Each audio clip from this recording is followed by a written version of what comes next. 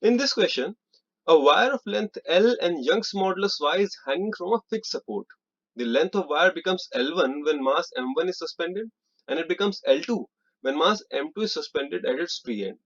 The original length L is equal to, that is something we have to find out, and the four options are in front of you. Now dear student, the Young's modulus by definition is equal to the ratio of the stress by the strain. Now in the first scenario, if the tension developed is T1, then we can write down that T1 by A divided by delta L1 by L. This should be equal to T2 by A divided by delta L2 by L. In both the cases, this will be equal to the Young's modulus of the material of the wire.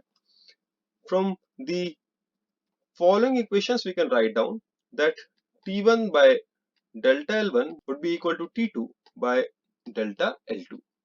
Now, dear students, we can further simplify it. We can write down that delta L1 will be equal to the final length L1 minus initial length L, and in a similar manner, delta L2 will be equal to L2 minus L. Herein, one thing is to be noted that T1 will be equal to M1G and T2 will be equal to M2G, as these are the masses that are being suspended from the wire. And if we substitute the values, this will be M1G by L1 minus L is equal to M2G by L2 minus L. Here G and G will get cancelled out, and a little simplification and rearrangement will give us that L will be equal to M2 L1 minus M1 L2 divided by M2 minus M1. And if we see the given options, we can clearly see that the correct answer should be option number 3. Now, dear students, let us move to the question number 7. Question 7 says, with two tuning forks A and B produce notes of frequencies 336 Hz and 340 Hz.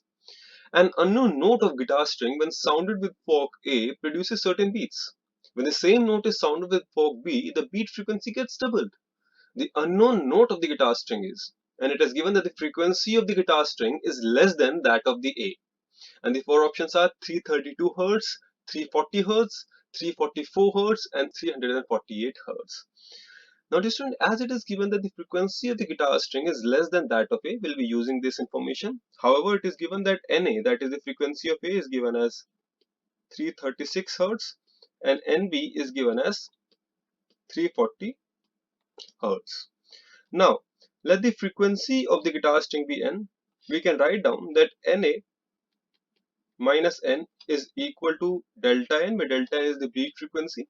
Now it is given that in case of B, that is NB minus N, the beat frequency gets double, so this will be 2 delta N. Now we subtract these two equations, what we'll get? We'll get that NB minus NA is equal to delta N. Substituting the values of NB and NA, we get 340 minus 336 is equal to delta N, or delta N is equal to 4. Now we have to find out the unknown note of the guitar string. That is, we have to find out the value of N. We can substitute the value of delta N in any of these two equations. If we substitute in the first equation, NA will be equal to 336 minus N, and delta N will be equal to 4. So simply N will be equal to 336 minus 4, that is 332 Hz. Meaning, for this question, the correct answer is option number 1. Now moving on to the question number 8. In question 8, a 15 microfarad capacitor is connected to a 220 volt 50 Hz source. The RMS value of the current in this circuit is nearly. The four options are 1.52 ampere, 1.04 ampere, 0.92 ampere, or 1.72 ampere. Dear student, let us start by finding out the capacitive reactance. The capacitive reactance XC is given as 1 by omega C, or it can be also written as 1 by 2 pi into Fc, where F is the frequency. Here F is given to be equal to 50.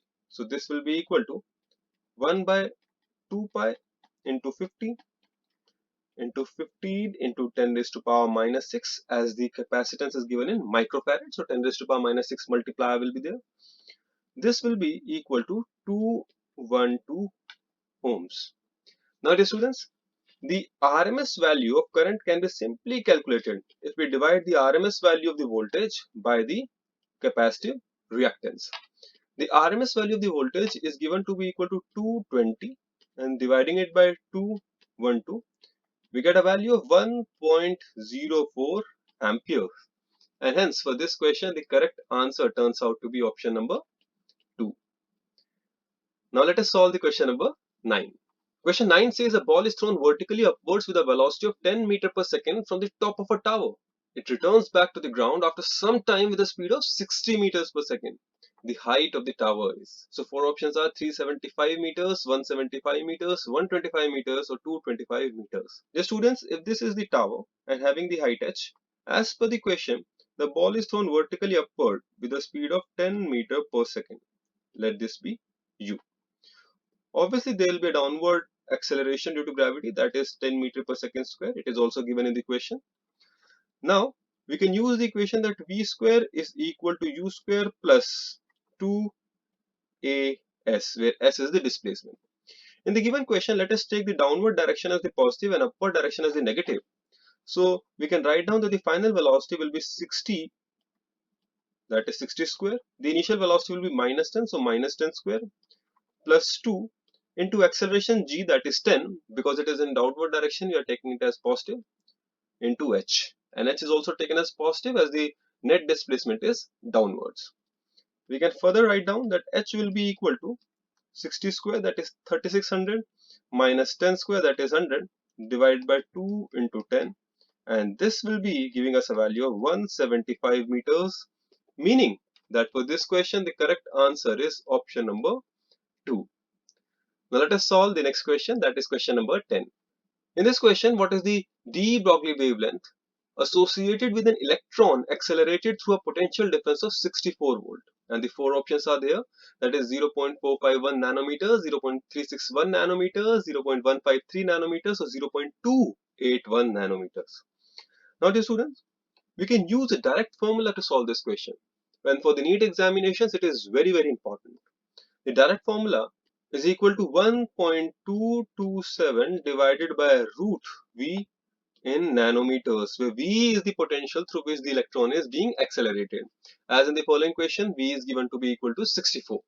So this will be equal to 1.227 divided by root of 64. That will be 1.227 divided by 8, and this will give us a value of 0.153 nanometers. And hence, for this question, the correct answer will be option number 3.